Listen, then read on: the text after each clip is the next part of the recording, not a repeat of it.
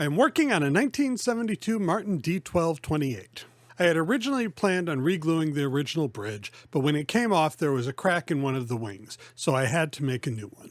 Like with most woodworking projects, the first step is to get one flat side on the blank, then bring it to final thickness and square up an edge. On larger pieces, you would of course use a jointer and a planer for this, but on a smaller blank like this, the edge sander and mini thickness sander work great.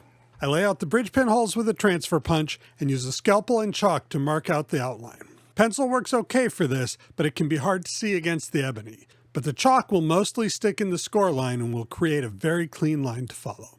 On a bridge like this, where I'm not filling the holes in the top, the pinholes get drilled at this point.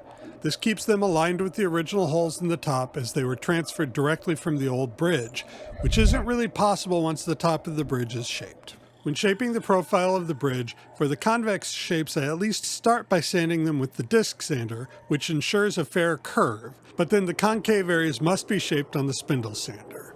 There are a number of reasons, by the by, for the oscillating spindle sander, but one of my favorites is the improved quality of the surface finish.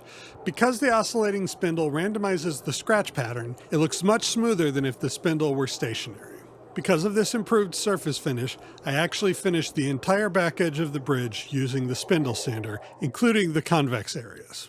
I lay out the wings of the bridge and the profile of the top using my oversized radius gauge. As always, the bridge is slightly shorter on the treble side than on the base side so as to keep the saddle reveal more consistent. I like to rough in the wings of the bridge before shaping the arch of the center section, as it helps me to ensure I don't accidentally cut into an area I need to keep intact. I use the belt sander to form the arch of the bridge and roll off the back edge. Before I finish shaping the wings, I like to completely, or nearly completely, sand the center of the bridge to 320 grit.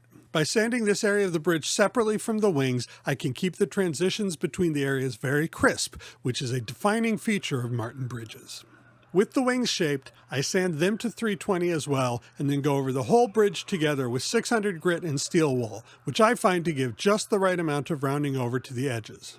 The final stage of making a bridge is to sand a shallow concave arch into the bottom of the bridge. For these guitars, I use a radius of around 50 feet, though precision in this matter is neither required nor achieved.